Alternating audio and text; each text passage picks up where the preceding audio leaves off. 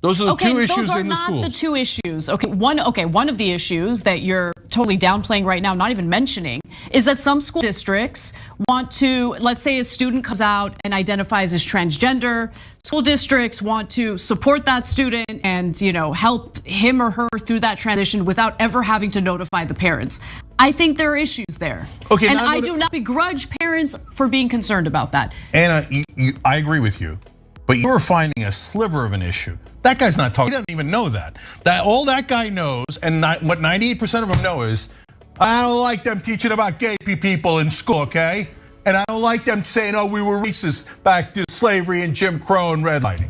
Come on, we know what it means. That's 98% of their efforts in schools. And then when he says open borders, there aren't actually open borders. What he's saying is, I don't like Latino immigrants. They don't look like me. I don't like them. That's now, everyone, be ready for a significant upheaval in progressive media that originates from the Young Turks themselves.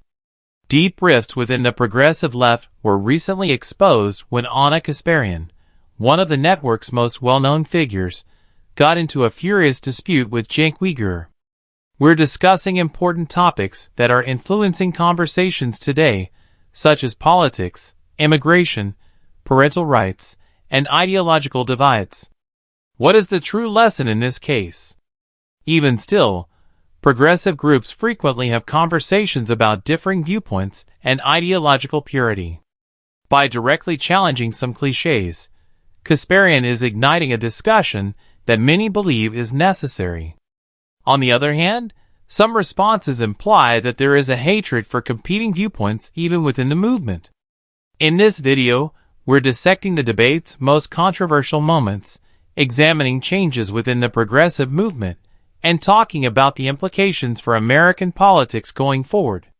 Remain still so as not to miss. White House and murdered someone, he'd still vote for him. Same with you? Mm-hmm. How come? I don't know. I like Trump. He just got something about him.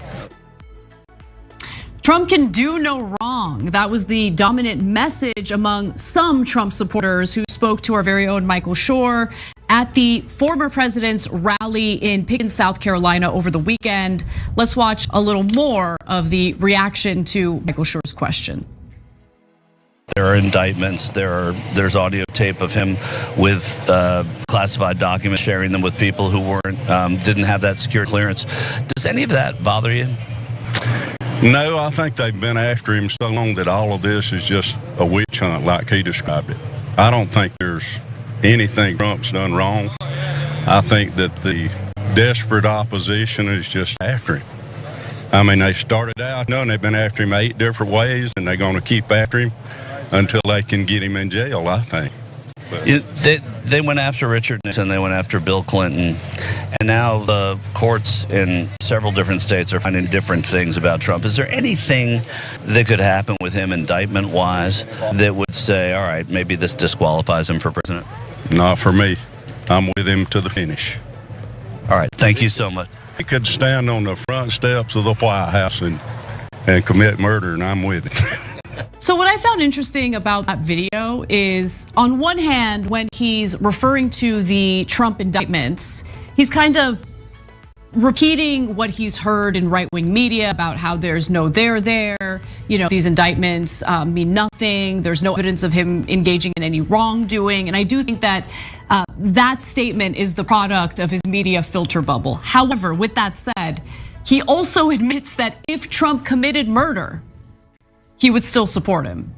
And so that goes against, what my belief is in regard to most Trump supporters who just, it's not that they support his criminality, it's just that they don't believe his criminality to be true. But in this particular case, clearly this supporter doesn't really care too much about potential criminality or if he literally committed murder, which blows my mind.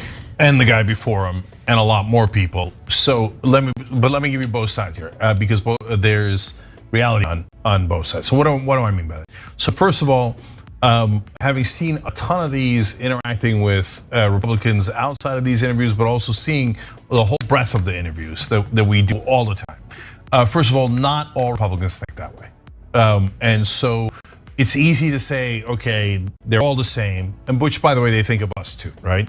And so I have seen slightly more moderate Republicans, and certainly I've seen plenty of Republicans who would say, well, if he was on tape and he killed someone, yeah, it's too much, right? Over $100 million from Sheldon Adelson twice. And the Democrats never talk about it. Why? Because they're also corrupt. And they don't want to talk about the donors because they're swimming in donor money. But if you wanted to pound Trump, you'd pound him on his corruption. The guy who did anything and everything for Adelson. Even gave his wife a Presidential Medal of Freedom. It's a joke, total joke, but those guys don't know. Now the bad stuff. He has our values, does he? What's your values? I mean, you don't mean family values. He's raw dogging porn stars and he's says terrible things, does terrible things. You don't mean family values. What values are you talking about? Oh, he believes in putting parents in charge of children. That means I don't like gay people. I'm sorry, that's what it means. The role of parents in their children's education, especially with regard to gender identification, was one of the most controversial topics in the discussion between Ana Kasparian and Cenk Uygur. Concerns were raised by Kasparian regarding allegations that educational institutions help children change their gender without telling their parents. Many people outside the progressive movement find resonance in her argument, which leads to a crucial discussion. Should schools be able to make more decisions about a child's upbringing than parents? As conservative and moderate voters doubt the efficacy of such programs, this topic has emerged as a major political hot zone in the country. Although Uygur conceded that some parents would be worried, he primarily presented the matter as a component of a larger reactionary campaign that is against LGBTQ inclusion in schools. He believes that these rules pale in comparison to the more thorough discussions of LGBTQ rights and history classes. However, Obama may have failed to see that many Americans, especially many who would normally hold progressive views, find parental rights to be a very personal matter. Some in her political circle have criticized Kasparian for being open to discussing these issues, especially when they diverge from the dominant progressive narrative. Her position draws attention to the continuous discussion concerning the boundaries of discourse and the scope of ideas in progressive media outlets. Says terrible things, does terrible things. You don't mean family values. So what values are you talking about? Oh, he believes in putting parents in charge of children. That means I don't like gay people. I'm sorry, that's what it means. That means he wants to be able to make a decision or help. A decision about what? He doesn't want schools making decisions about for what? his kids. About gay people. And racism, right? He doesn't want racism. The two issues, Anna. Those are the two issues in the schools. Those are not the two issues, okay? One of the issues that you're totally downplaying right now, not even mentioning, is that some school districts want to, let's say a student comes out and identifies as transgender, school districts want to support that student and, help him or her through that transition without ever having to notify the parents.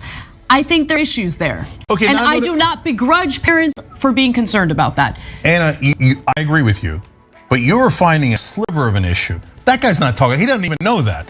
All that guy knows, and what 98% of them know is, I don't like them teaching about gay people in school, okay? And I don't like them saying, oh, we were racist back to slavery and Jim Crow and redlining. Come on, we know what it means. That's 98% of their efforts in schools. And then when he says open borders, there aren't actually open borders. What he's saying is, I don't like Latino immigrants. They don't look like me. I don't like them. That's my values. Sorry. Republicans, I wish you were better. Not all of you, but a lot of you. The MAGA guys, that's why he says, as long as you're like us, I don't mind if you shoot someone on Fifth Avenue or in front of the White House. I don't mind because you're us and not them. Keep it real. And that's what you're seeing. And that's, by the way, also why they're never going to turn on. Not all of them, but hardcore MAGA, never, ever, ever, ever going to turn on Trump. Why? Because he is them. He is them. They see him, they're like, that guy's just as racist as I am. I like it. DeSantis has an ad out now about how much he hates gay people more than Trump does. And that might hurt him because they're like, oh, I thought Trump hated gay people as much as I do, right? So when he says values, he means the opposite of values. I watched all the tapes. All of them say, he's like us. They don't mean all of us. They mean, and when you ask them about the issues, they always go to, I don't like Latinos. I mean immigrants. I don't like gay people. I mean, I want parental control in schools. So that's the reality. You can see it all over the tapes. Border security was another point of contention between Cenk Uygur and Ana Kasparian. When conservatives talk about open borders, They're often using it as a pretext for their animosity of Latino immigration, Uygur said, condemning border security concerns as mostly motivated by racial prejudice. This argument, however, ignores valid worries about the security consequences of extensive illegal immigration and oversimplifies the problem. It is impossible to write off problems like violent crime, drug trafficking, and migrant smuggling as political hyperbole. Kasparian refuted the idea that everyone's worries about immigration stem from racial animosity. She brought attention to a problem progressives have by doing this. The right now essentially has complete control over border security issues because the left refuses to recognize their validity. Secure borders are also desired by many Americans, including those who favor legal immigration. Ignoring these worries completely doesn't address the underlying problems. Democrats might only make the Republican position on immigration stronger if they keep ignoring this. What have we just seen then? This was not only a bitter argument between Cenk Uygur and Ana Kasparian. It was a symbol of a much more profound ideological change. Internal strife is already plaguing the left, and Kasparian is the most recent to raise concerns that challenge several progressive stances. To be clear, despite her efforts to debunk some of the myths that have dominated progressive discourse, Ana is still firmly on the left. Similar to what occurred to individuals like Russell Brand and Joe Rogan when they questioned certain prevailing narratives, her openness to voice divergent opinions has brought criticism. Uygur seems to be stepping up his efforts in the meantime, brushing aside worries about political integrity, immigration, and education as right-wing propaganda. This brings up a more significant query. Does the contemporary progressive movement embrace dissenting opinions, or does it reject those that run counter to popular narratives? More people might start to turn away if ideological purity is made the norm. The next Young Turks player to leave the team to pursue a career as an independent journalist could be Ana Kasparian. What are your thoughts? Is this a weak argument, or is Ana escaping the progressive echo chamber? For more conversations about the changing political scene, please subscribe. If you thought this study was interesting, please click the like button and write a comment.